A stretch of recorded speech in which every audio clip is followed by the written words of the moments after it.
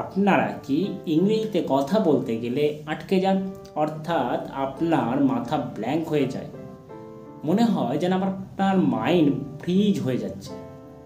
যদি এমনটা হয়ে থাকে তো এই ভিডিওটি আপনার জন্য।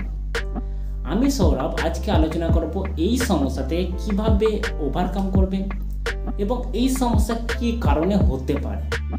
যদি আপনি এই চ্যানেলে নতুন হন অবশ্যই চ্যানেলটাকে সাবস্ক্রাইব করবেন।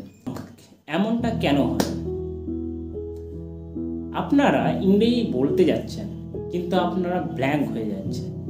এইরকম বিভিন্ন কারণে হতে পারে। প্রথমত ভয়। আপনারা অনেক সময় ভেবে থাকেন যে আমি যদি ইংরেজি ভুল বলে ফেলি এবং আমি যদি ইংরেজিতে মিস্টেক করি অপররা কি ভাববে, এই ধরনের যে থট আপনার মাইন্ডটাকে পুরো ব্ল্যাঙ্ক করে দেয়।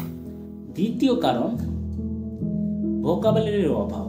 আমরা পর্যাপ্ত পরিমাণে শব্দ না থাকায় অনেক সময় বিভিন্ন সিচুয়েশানে আমরা সেন্টেন্স বানাতে পারি না, আমরা সেন্টেন্সের জন্য ওয়ার্ড খুঁজে পাই না। এই থার্ড ওয়ান প্র্যাকটিসের অভাব।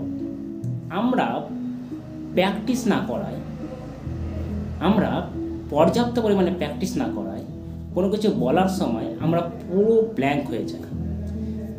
প্রথমে আমি রেকমেন্ড করব প্রত্যেককে যে স্টার্ট করুন প্র্যাকটিসের মাধ্যমে, যে প্রথমে প্রিপেয়ার করুন ওই কনভারসেশনটাকে বা অন্য কিছু যেটা আপনি বলতে চান সেটাকে, তারপরে বলার চেষ্টা করুন।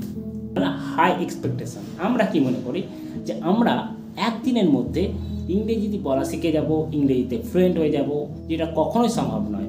কোনো কিছু শেখার জন্য পর্যাপ্ত পরিমাণে টাইম লাগে, প্রচণ্ড অনুশীলনের প্রয়োজন হয়। এই সমস্যা থেকে কীভাবে ওভারকাম করবেন? প্রথম স্টার্টার ফ্রেজ ব্যবহার করুন। আমরা অনেক সময় ইংরেজি বলে উঠতেই পারি না, সেই জন্য আমি বলবো আপনি স্টার্টার ফ্রেজ কিছু মুখস্থ করুন। যেমন ওয়েল লেট মি থিঙ্ক। যখন আপনি কোনো কিছু মনে করতে পারছেন না, আপনি টাইম নিচ্ছেন, এমনকি দ্যাটস আ গুড কোয়েশ্চেন্স। যখন আপনি ভাবছেন কিভাবে অ্যান্সারটা দেব তার জন্য ভাবছেন, তখন এইটা বলে ব্যবহার করতে পারেন, এটা ব্যবহার করতে পারেন। এতে আপনাকে টাইম পাইয়ে দিতে হেল্প করবে। এবং টু বি অনেস্ট, মানে সত্যি বলতে এই ধরনের সেন্টেন্স যদি ব্যবহার করেন আপনাকে কনফিডেন্স দেবে, আপনাকে ইনাফ টাইম দেবে টু স্পিক ইন ইংলিশ। সহজ সরল শব্দ ও বাক্যের ব্যবহার। আমরা অনেক সময় কি করি, বিভিন্ন ধরনের কঠিন কঠিন শব্দ বা বাক্য মুখস্থ করে সেগুলিকে ব্যবহার করার চেষ্টা করি, যা আমাদের ইংরেজি বলার পক্ষে বাধা হয়ে দাঁড়ায়। এমনটা না করে ছোট ছোট শব্দ, ছোট ছোট ওয়ার্ড ব্যবহার করবেন। যেমন আমরা কোনো সময় ডিফিকাল্ট ওয়ার্ড কখনোই ব্যবহার করি না আমাদের মাদার টাঙ্গে। আমরা সহজ সরল শব্দ ব্যবহার করি, সহজ সরল সেন্টেন্স ব্যবহার করি। যেমন আমরা কখনোই বলবো না I am extremely delighted to make your acquaintance. এটার পরিবর্তে আমরা সহজ সরল সেন্টেন্স যেমন I am glad to meet you, I am happy to meet you, I am nice to meet you, এই ধরনের সেন্টেন্স ব্যবহার করব। 5 নম্বর ফিলার ওয়ার্ড ব্যবহার। আপনি অনেক সময় দেখবেন অনেক স্পিকারকে ফিলার ওয়ার্ড ব্যবহার করতে, কারণ এটি হেল্প করবে তাদের থিঙ্ক করতে, তাদেরকে ভাবতে যে কী বলবে তারা। যেমন আমরা হামেশাই দেখে থাকি যে কেউ বলছে যে you know, I would say এবং actually and as a matter of fact, এই ধরনের সেন্টেন্স আপনি অবশ্যই দেখবেন। এবং আমি স্পেশালি ব্যবহার করি সি, লুক, লিসেন, এই ধরনের সেন্টেন্স। আবার আপনি যদি ছোটো ছোটো ওয়ার্ড সেন্টেন্স ব্যবহার করেন এতে আপনাকে টাইম পাইয়ে দেবে এবং আপনি ভাবতে পারবেন এবং আপনি বলতে সুযোগ পাবেন। Shadowing technique.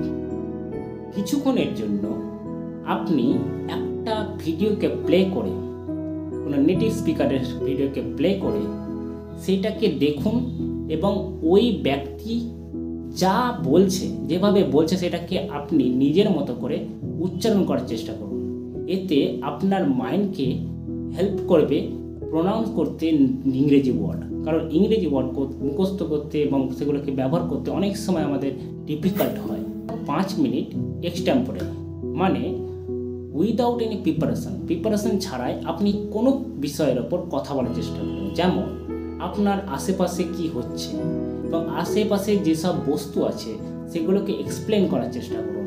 যেমন কোনো ব্যক্তি কিছু করছে, কোনো ঘটনা ঘটছে, সেইটাকে আপনি নিজের মতো করে বলার চেষ্টা করুন।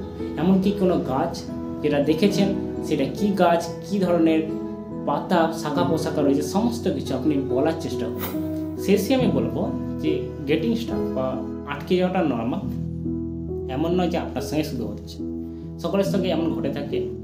আপনাদের অনবরত প্র্যাকটিস করে যেতে হবে এবং প্র্যাকটিস চালিয়ে যেতে হবে, যেটা আপনাকে কনফিডেন্স দেবে। যদি এই ভিডিওটি ভালো লাগে অবশ্যই চ্যানেলটিকে সাবস্ক্রাইব করবেন আর লাইক করবেন ভিডিওটি। আর until next time, from Sourav, good by.